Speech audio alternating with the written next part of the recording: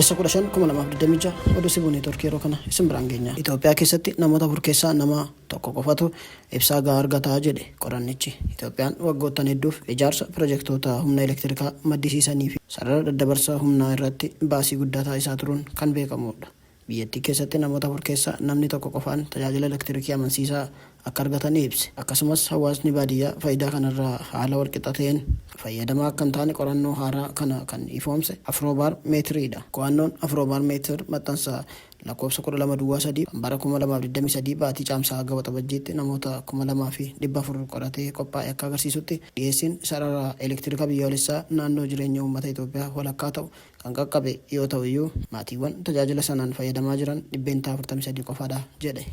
Garuu qo'annoon kun kan adeemsifame Itoophiyaan pirojektoota humna elektirikaa gurguddoo maddisiisan kan akka hidha haaromsa guddicha Itoophiyaa isa humna meegaawaattii 5,000 ol maddisiisaa jedhamu dabalatee investimentii olaanaa gochaa osoo jiruutidha. Ta'us biyyattiin yeroo ammaa humna meegaawaattii 9,761 qofa maddisiisaa jirti. Haa ta'u malee kunis dandeettii humna haaromfamuu meegaawaattii 60,000 ol qabdu keessaa tokko ja'affaa gad akka ta'e gabaasichi ni ibsa. Qorannichi hanqinni maallaqaa damee kana keessa jiru sirni suphaa laafaa ta'uu fi mootummaan dhuunfaan humna elektirikaa maddisiisan qofaa isaa to'achuun isaa hanqina kanaaf sababa akka ta'e ibseera. Kanaafis sanada waliigaltee humna biyyaalessa naannichaa bulchiinsa daldala idil addunyaa madaallii baankii addunyaa fi qo'annoo bara 2024 dhimma hidhaalee misooma pirojektii bishaanii Itoophiyaa irratti Tasfaayee Gabrasillaasee fi Liyaadhaan qo'atame wabeeffateera. Magaalaa fi baadiyyaa Itoophiyaa gidduu garaagarummaa bal'aa jiru ifatti kan agarsiisudha. Akka qorannichaatti lammiilee magaalaa keessaa 88 kan ta'an sarara elektirikaa argachuu isaanii yoo ibsan carraa kana kan argatan jiraattota baadiyyaa keessaa 20 qofaadha. Kana malees jiraattota magaalaa keessaa 59 ta'an tajaajila elektirikaa amansiisaa kan argatan yoo ta'u baadiyyaatti immoo lakkoofsi kun 9 qofaadha. Namoota baadiyyaa keessaa gaafataman keessaa 81 kan ta'an gonkumaa sararri elektirikaa naannoo isaanii akka hin jirre dubbataniiru. Itoophiyaan sadarkaa Afrikaatti biyyoota hedduu duuba jirti jedhame. Qorannicha irratti hundaa'uun bara 2021-23tti biyyoota Afrikaa 39 qo'annoo Afroobaar meetir kanaan haammataman keessaa tajaajilli elektirikaa kan Itoophiyaa gadi ta'ee kan galmeeffame biyyoota 9 qofaa keessattidha jedha qorannichi. Poolisiin Afrikaa kibbaa ajjechaa hoogganaa farra godaantotaa qorachuu jalqabuu ibse. Poolisiin Andilee Maabuyeelaawwaa Somaagadaa hoogganaa farra godaantotaa kan mormii Maarch and Maarch jedhamu kan kutaa bulchiinsa Gaawoteengaa ture.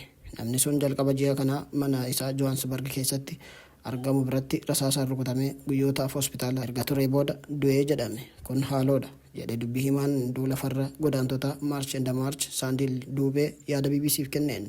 Namni sun duula godaantotaa waan dursaa tureef ajjeefamuu amana. Akka Duubeen jedhetti hooggantoonni biiroo Maarch and Maarch kan biyyattii keessatti hiriira mormii farra godaantota qindeessaa ture.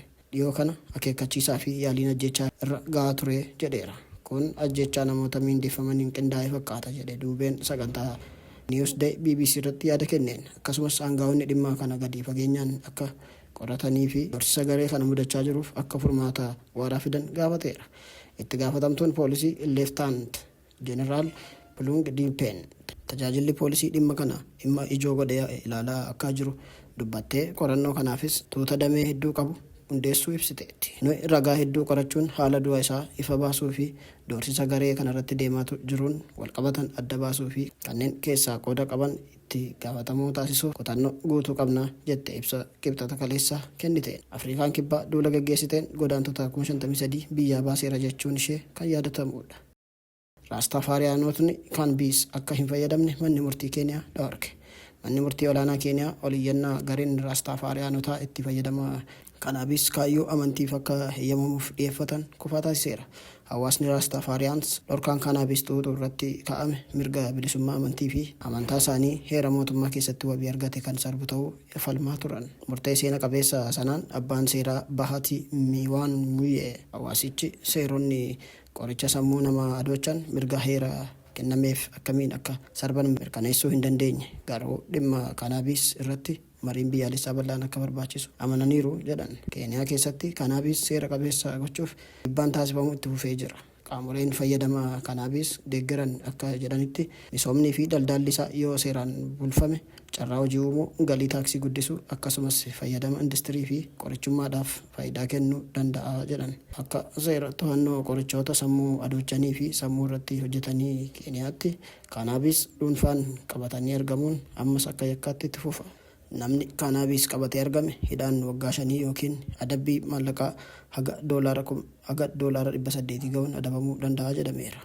Kanaabis dhaabuun adabbii maallaqa doolaara 900 yookaan dachaa 3 gatii biqiltuu nama san harkatti argame yookiin isaa ol yookiin immoo adabbii hidhaa waggaa 20 hordofsiisaa jedhame.